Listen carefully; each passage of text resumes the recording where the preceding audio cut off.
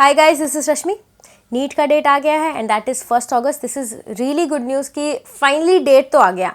और बहुत अच्छी बात है कि आपके पास मोर देन 4 मंथ्स है, लाइक अप्रॉक्सीमेटली 5 मंथ्स, और आप लोग बस 5 महीने दूर है इससे, है कि नहीं। I am so happy that आपको सफिशिएंट टाइम मिल रहा है कि आप अभी भी, अगर आप जिस भी स्टेट में हो अपने तैयारी में, ठीक है, आप फिर से एक बार फिर से उसको जो है रिफ़्रेश कर सकते हैं। आपके पास सफिशिएंट टाइम है फिर से पढ़ने का और फिर से रिवाइज करने का, ठीक है। तो मेरा मैसेज आप लोगों से फिर से वही है कि देखो, अगर कुछ लोग बहुत अच्छे से तैयारी कर चुके हैं, जिन लोगों को लगता है कि उनका पूरा हो गया है, तो प्लीज़ ये मत करना कि पढ़ना छोड़ देना और जो है सोचना कि अच्छा अभी तो टाइम है, बाद में पढ़ लेंगे।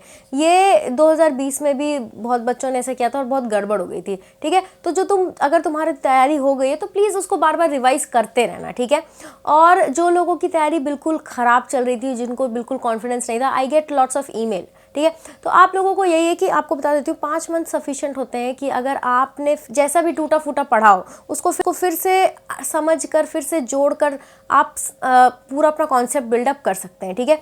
आपको बेसिकली क्या होता है, कॉन्फिडेंस क्यों नहीं आता है, क्योंकि आप बहुत मेहनत कर लेते हैं, ठीक है, लेकिन आपके दिमाग में कॉन्सेप्ट बिल्ड नहीं होता है, क्योंकि आप चीज़ों को रिलेट नहीं कर पाते हैं। तो आपके पास जो ये 5 महीने का टाइम है, you can take my word कि सफिशिएंट टाइम है। अगर आप सही में मेहनत कर रहे थे शुरू से, तो आप इन 5 महीने में बहुत अच्छा अपने मार्क्स को बहुत अच्छा इंप्रूव कर सकते हैं। तो बेसिकली यही है कि आप अब आपको क्या कोशिश करना है कि कैसे भी हो जाए 600 से नीचे नहीं आने चाहिए, आपके 600 से नीचे नहीं आने चाहिए, ठीक है। क्योंकि पहले कम मार्क्स में भी एडमिशन हो जाता था, लेकिन अब तो मतलब 600 से नीचे तो कुछ सोच ही नहीं सकते। 600 से नीचे कहीं स्टेट कॉलेज भी नहीं मिलता है, ठीक है।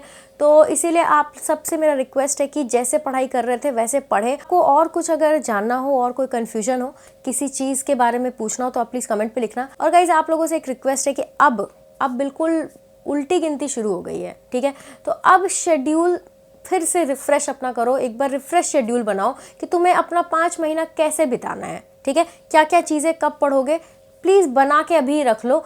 आपको एक चीज़ बता देती हूँ कि आपके 3 महीने जो है, पहले 3 महीने, उसमें आपको अपना पूरा सिलेबस एक बार फिर से रिफ़्रेश करना है, और लास्ट के 2 महीने आपको रखने हैं कि आप उसमें सिर्फ रिवीजन करोगे, ठीक है।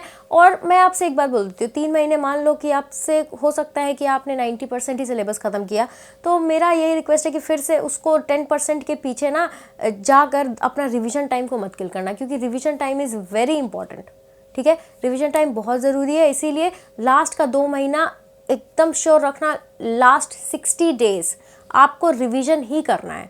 तो अभी से मैं बोलूँगी, अभी से एकदम हर महीने का शेड्यूल बना लो कि किस महीने तुम्हें क्या ख़त्म करना है, ठीक है। और मैं यही बोलूँगी कि हर महीने यही कोशिश करना कि तुम थोड़ा शेड्यूल से आगे ही बढ़ो, आगे ही चलो, ठीक है।